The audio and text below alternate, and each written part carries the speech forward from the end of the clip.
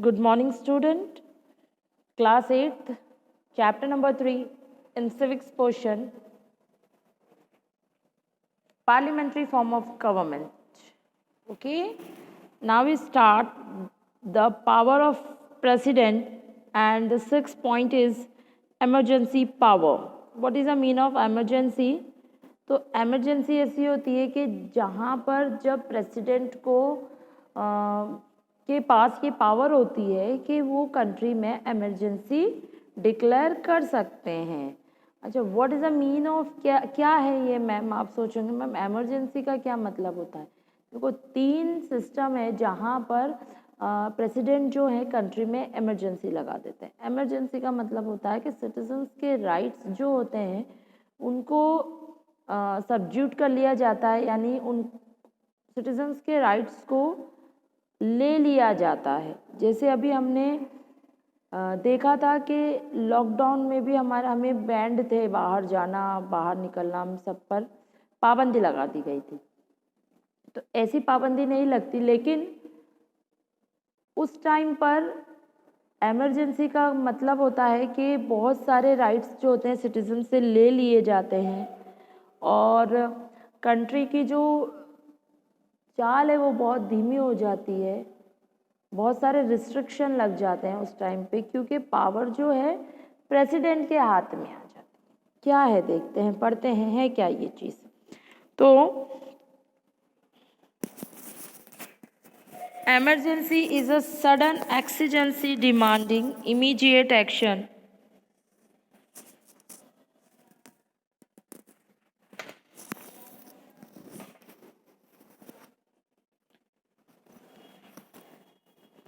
in a such situation the head of the state assumes special power.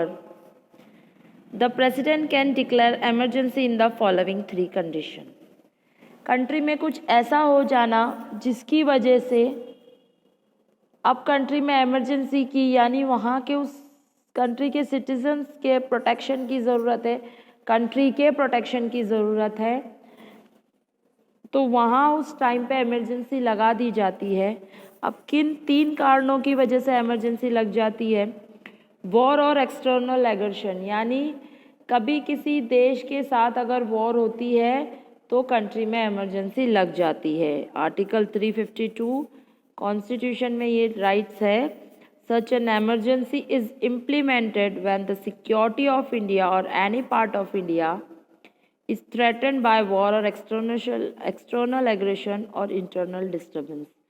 कभी ऐसी चीज़ किसी country के साथ वॉर हो गई और उस वॉर के ड्यूरिंग कंट्री के सिटीजन्स की और कंट्री की सिक्योरिटी मस्ट है, तो उस टाइम भी इमरजेंसी लगाई जाती है। Constitutional emergency arise when the law and order machinery of state break down if the president on receipt of a report from governor is satisfied that the state government cannot be carried in accordance with the provision of constitution, he can declare president rule or constitutional machinery। क्या कहा गया है कि जब भी country की कई जो मेजॉरिटी गवर्नमेंट है, उस गवर्नमेंट की स्टेट्स, उस गवर्नमेंट रूलिंग कंट्री की जो गवर्नमेंट है, अगर वो उसके वर्क से जनता नाखुश है, उसके जो गवर्नमेंट के कुछ प्रिंसिपल्स होते हैं, जिस कॉन्स्टिट्यूशन ने जो कॉन्स्टिट्यूशनल सिस्टम दिया है गवर्नमेंट को रन करने का, अगर उसके बिहाफ गवर्नमेंट नहीं चल रही है और बिल्कुल उल्टा हो रहा है, जनता जो पीपल है they can not be accepted this government for their work, उसके वर्क की वजह से जनता उन्हें एक्सेप्ट नहीं कर पा रही है, बहुत कुछ अप एंड डाउन हो रहा है कंट्री के अंदर, तो उस टाइम पे प्रेसिडेंट क्या करते हैं? इमरजेंसी डिक्लेयर कर देते हैं। और जो पावर ऑफ गवर्नमेंट की जो पावर है उसको अपने हाथों में ले लिया जाता है, यानी प्रेसिडेंट जो है अपने हाथों में उस पावर को ले लेते हैं और गवर्नमेंट को रिजेक्ट कर दिया जाता है एट दैट टाइम। क्योंकि अगर ऐसा नहीं करेंगे तो पीपल्स कुछ भी करेंगे, गवर्नमेंट हटानी है उन्हें, वो they not accepted there government, तो वो जनता कुछ करेगी। तो इससे बेटर है कि जनता कुछ करे, इससे पहले ही उस गवर्नमेंट को हटाकर प्रेसिडेंट पावर्स अपने हाथ में ले लेते हैं जब तक नई गवर्नमेंट नहीं बनती। Financial emergency, According to Article 360, financial emergency is implemented when the financial stability or credit of India is threatened. यानी कभी कभी ऐसा देखा गया है कि इमरजेंसी तब भी लग सकती है जब फाइनेंशियल प्रॉब्लम झेल रहा हो कंट्री, जब किसी से लिया गया क्रेडिट नहीं दे पाई पूरी कंट्री, कुछ भी इमरजेंसी आ सकती है। जीडीपी बहुत गिर गई, फाइनेंशियल इकोनॉमिक ग्रोथ बहुत ज़्यादा, इकोनॉमिक डिक्लाइन बहुत ज़्यादा हो गए, हम फाइनेंशियल प्रॉब्लम हमारी ज़्यादा आ गई, तो यहाँ पर भी जो प्रेसिडेंट है इस वजह से भी कंट्री में इमरजेंसी डिक्लेयर कर सकते हैं। Discretionary power of president, discretionary यानी दोबारा से कोई चीज़ करने की पावर भी प्रेसिडेंट के पास है। अब ये क्या क्या पावर है? The president has 3 discretionary power which he can use depending upon the circumstances, यानी कुछ ऐसी वक्त या कुछ ऐसी सिचुएशन पे प्रेसिडेंट के पास ये पावर है कि वो दोबारा से उस ऑर्डर को चेंज करके जो बिहाफ उसके है कि भाई इस सिचुएशन के अकॉर्डिंग ये चीज़ सही है, तो वो कोई भी ऑर्डर, कोई भी बिल को वो कैंसिल करके दोबारा क्लियर कर सकते हैं। पहली क्या चीज़ है? रिकंसिडरेशन ऑफ अ डिसीजन, किसी भी डिसीजन को रिकंसिडरेशन यानी दोबारा सोचने के ऊपर जो ऑर्डर दिया जाता है वो प्रेसिडेंट देते हैं। क्या है ये? The president has the power to send back the propose decision of the council of minister once for reconsideration. Council of minister के द्वारा लिया गया कोई भी फैसला अगर प्रेसिडेंट के समझ में नहीं आता है या उसको कोई भी शक है या उनके द्वारा लिया गया कोई भी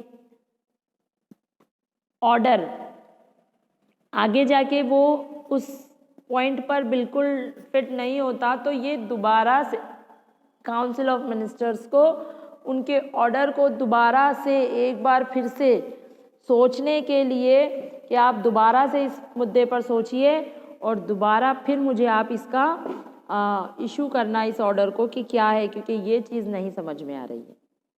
veto power, every bill pass by parliament goes to the president for his assent before becoming a law. देखो, हर बिल जो पास होता है ना, हर बिल वो पहले लोकसभा फिर राज्यसभा में पास होने के बाद में प्रेसिडेंट के साइन के लिए जाता है। ठीक है, ये सबको पता है कि बिल राज्यसभा लोकसभा से फिर प्रेसिडेंट के पास साइन करने के लिए जाता है, फिर उसके बाद वो लॉ बनता है या ऑर्डर बनता है। ऐसे नहीं है कि लोकसभा राज्यसभा में पास हो गया तो बिल पास हो गया। जब तक उस पर प्रेसिडेंट अपने साइन नहीं करते, जब तक वो इशू नहीं करते, तब तक हम उसको नहीं मान सकते कि वो ऑर्डर इशू हुआ है या नहीं हुआ, या लॉ बना है तो बना है या नहीं बना।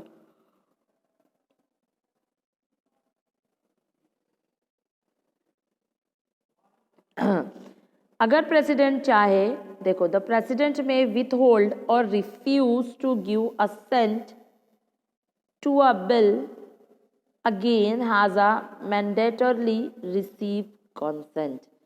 अगर प्रेसिडेंट को ये पता चले कि जो बिल पास हुआ है वो मेजॉरिटी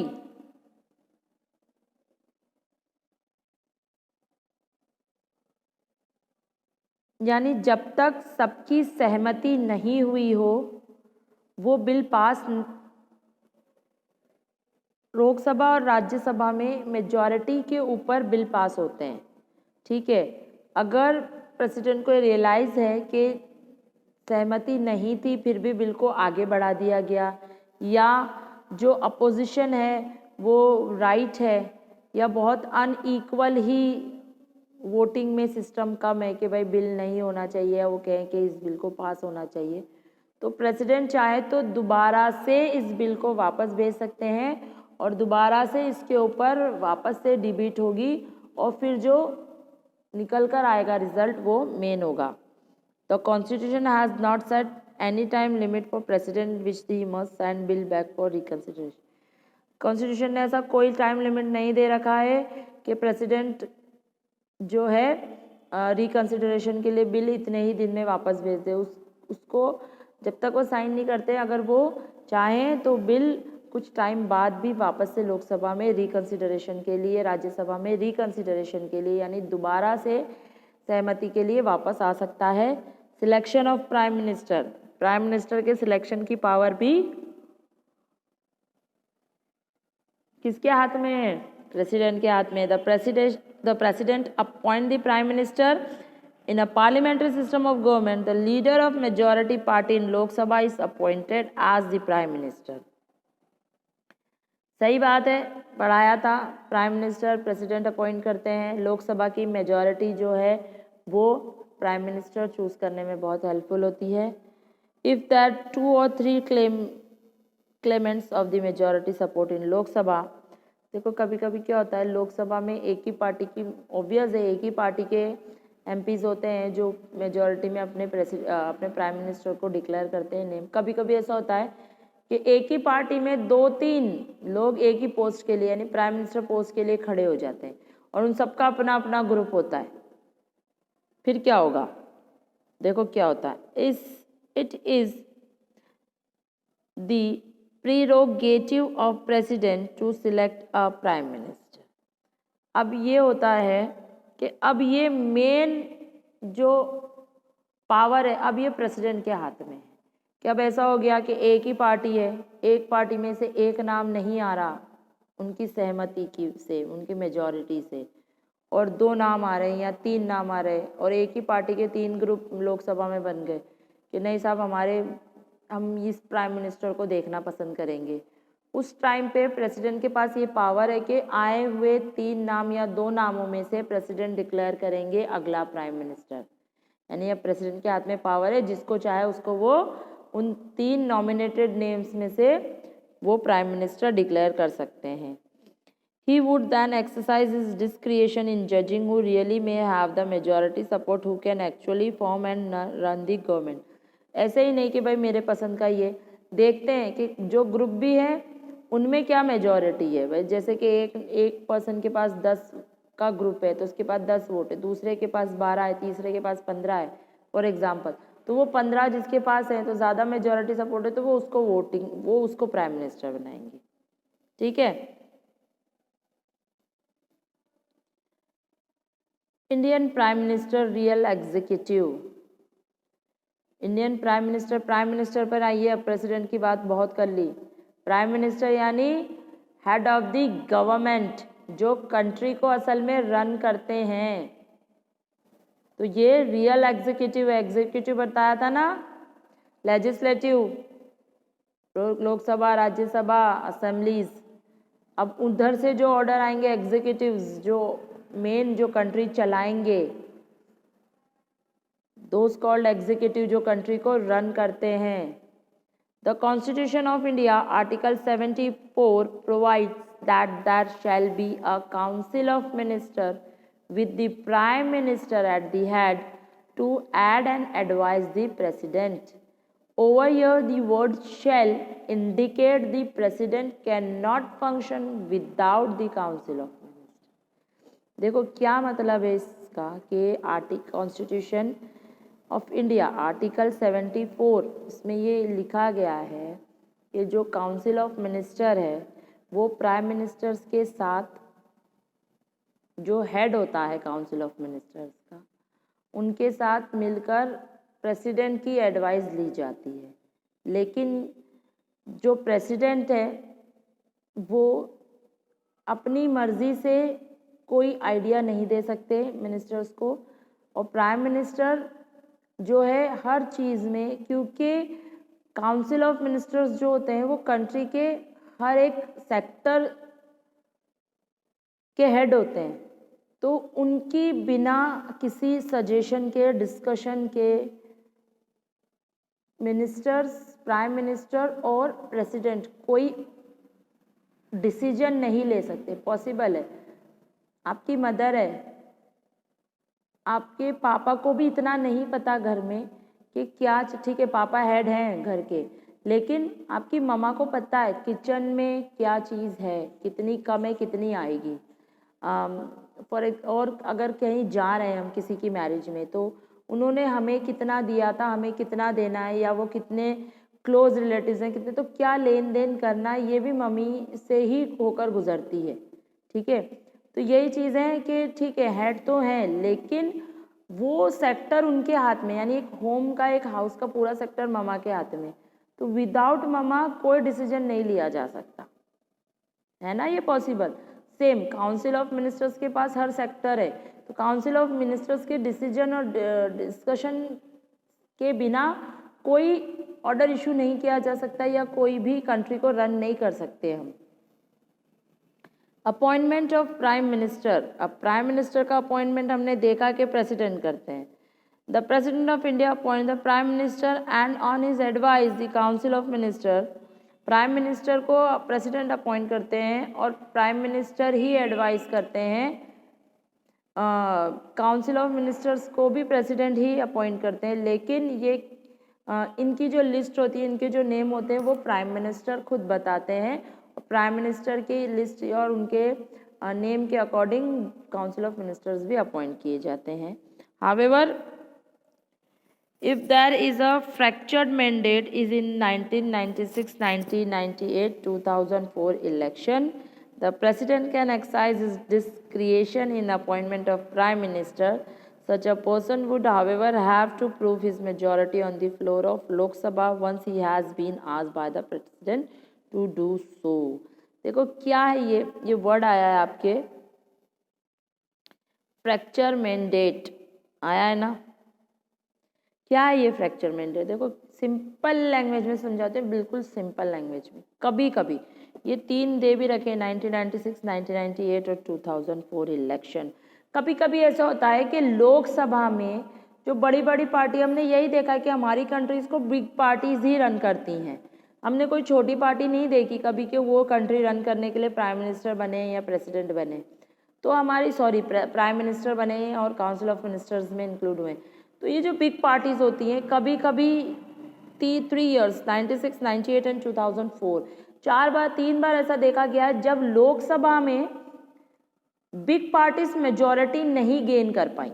अपने अपने लोकसभा में मेंबर्स जो हैं जीत कर तो आ गए, लेकिन वो मेजॉरिटी नहीं मिली जो मिलनी चाहिए। तो लोकसभा की मेजॉरिटी क्या है? 543 सीट्स हैं, उनमें से 272 + 1 ये मेजॉरिटी होनी चाहिए, यानी 273 सीट्स आपके पास होनी चाहिए, तब जाके आप लोकसभा में मेजॉरिटी बता सकते हैं, गेन कर सकते हैं और अपना प्राइम मिनिस्टर बना सकते हैं। लेकिन ये 3 इयर्स जो है 96, 98, 2004, यहाँ लोकसभा में कोई भी पार्टी अपनी मेजॉरिटी, अपने पार्टीज के कैंडिडेट्स इतनी मेजॉरिटी में नहीं बिठा पाई, नहीं विन कर पाई वो इलेक्शन सीट्स। तो क्या हुआ? तब हुआ फ्रैक्चर मैंडेट, यानी उस टाइम पे क्या करना पड़ा इन्हें? अपनी मेजॉरिटी को डिक्लेयर करने के लिए, अपनी कंट्री को रन करने के लिए, उस गवर्नमेंट को बनाने के लिए इन पार्टीज ने शुरू की। अब एक स्टार्ट हुई वॉर मतलब ऐसी वॉर नहीं कि वो वॉर के अब 2 या 3 जो भी बिग पार्टीज हैं वो स्टार्ट करती हैं अब अपने अपना वर्क के। अब हमें कहीं से भी लोकसभा के मेंबर्स चाहिए, एमपी चाहिए। अब भैया एमपी चाहिए तो क्या करें? अब जो है निर्दलीय, जो ओपन से लड़ते हैं, या जो छोटी पार्टीज होती हैं, उनके एमपीज को खरीदना शुरू किया। खरीदते हैं ना, सुना है कि भाई लीडर बिक गए, तो यही होता है कि भाई मेजॉरिटी ऑफ गवर्नमेंट बनाने के लिए अदर पार्टीज के, छोटी जो पार्टीज होती हैं उनके, या निर्दलीय जो ओपन से लड़ते हैं, यानी वो किसी और पार्टी से नहीं लड़ते, वो खुद फ्रीडमली अपना कोई सा भी सिंबल लेते हैं और उस सिंबल के अकॉर्डिंग वो इलेक्शन में खड़े होते हैं। अगर वो जीत जाते हैं तो वो उनके पास एक एमपी की सीट है उनकी खुद। तो अब क्या करते हैं ये लोग, दूसरी पार्टी, स्मॉल पार्टीज या दूसरी बिग पार्टीज भी, और फ्री कैंडिडेट्स जो निर्दलीय कहलाते हैं, उनको खरीदना शुरू करते हैं। उनको पैसों के, मनी पावर के बेस पे, या उनको पोस्ट की कि भाई अगर हम मेजॉरिटी आप हमें देते हो और हम कंट्री में गवर्नमेंट बनाते हैं तो आपको हम एक हाई पोस्ट देंगे। तो इस लालच के ऊपर ये उन एमपीज को खरीदते हैं, अपनी पार्टी में इन्हें इन्वॉल्व करते हैं और मेजॉरिटी शो की जाती है, तो उसे कहते हैं फ्रैक्चर मैंडेट। इसे पॉलिटिकल कोलिएशन भी कहते हैं, कि जहां पर सब कुछ ऊपर नीचे हो रहा है और जब मेजॉरिटी बन जाती है या फिर मेजॉरिटी नहीं बन पाती, तो वो लोग क्या करते हैं, जो लोकसभा के मेंबर्स होते हैं वो फिर उससे पूछते हैं प्रेसिडेंट से, या फिर प्रेसिडेंट क्या करता है, एक टाइम लिमिट सेट किया है, तो भाई इतना टाइम है आप लोगों के पास कि आप अपनी मेजॉरिटी शो करें। अगर आप मेजॉरिटी शो करते हैं, मतलब जैसे मान लीजिए कि किसी भी दो पार्टी हैं, दोनों पार्टी के बीच में इक्वल नहीं कह सकते हम, या थोड़ा ऊपर नीचे भी हैं, 2-1-3 वोट का, अगर किसी के पास तो प्रेसिडेंट क्या करेगा, जिसके पास थोड़े से ज़्यादा कैंडिडेट है ना, 1 या 2, उनसे कहेगा कि आप जो मेजॉरिटी है ना एक्चुअल 273 वाली, वो वाली अगर आपके पास इतने कैंडिडेट नहीं तो आप मेजॉरिटी शो करो, आपके पास 5 दिन है 7 दिन है, अगर आप मेजॉरिटी नहीं शो करते हो ना तो फिर हम अपोजिशन को टाइम देंगे, यानी आपके बाद जो पार्टी जिसके पास ज़्यादा कैंडिडेट है, आपसे कम लेकिन ज़्यादा है, तो उनको हम आपको चांस देंगे नेक्स्ट। तो अब इतनी सी टाइम लिमिट में उनको अपनी मेजॉरिटी शो करनी होती, यानी एक कोलिएशन हो जाता है, पूरी तरीके से अप डाउन हो जाती है पूरी गवर्नमेंट। अब प्राइम मिनिस्टर्स के पावर्स क्या हैं वो हम देखेंगे। तो prime minister and the president, prime minister is the link between the cabinet and the president, यानी जो काउंसिल ऑफ मिनिस्टर्स होते हैं ना, cabinet ministers, home minister, health minister, education minister, तो ये सारे मिनिस्टर्स कैबिनेट मिनिस्टर और प्रेसिडेंट के बीच का जो लिंक होता है वो प्राइम मिनिस्टर होता है। All key decision of the cabinet are communicated to the president through the prime minister, यानी जितने भी कैबिनेट मिनिस्टर्स बैठकर किसी भी चीज़ पे डिसीजन देते हैं, अपने डिस्कशन देते हैं, तो ये सारी चीज़ें डायरेक्ट कैबिनेट मिनिस्टर और प्रेसिडेंट के बीच नहीं होती, ये सारी डिस्कशन का जो रिजल्ट होता है वो प्राइम मिनिस्टर के थ्रू प्रेसिडेंट के पास जाता है।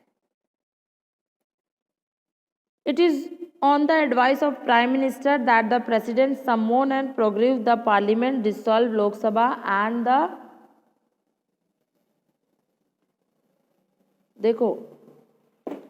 the appoint and remove high officials. The President therefore act on the advice of the Council of Ministers headed by the Prime Minister. तो क्या देखा जाता है कि प्राइम मिनिस्टर जो होते हैं वो प्रेसिडेंट के थ्रू, यानी प्राइम मिनिस्टर की एडवाइस के ऊपर प्रेसिडेंट जो हैं लोकसभा, पार्लियामेंट और किसी भी ऑफिशियल मीटिंग्स को कैंसिल कर सकते हैं, डिसॉल्व कर सकते हैं। तो ये है पावर ऑफ प्राइम मिनिस्टर का फर्स्ट पॉइंट। बाकी का पॉइंट हम हमारे नेक्स्ट लेक्चर में देखेंगे। Thank you.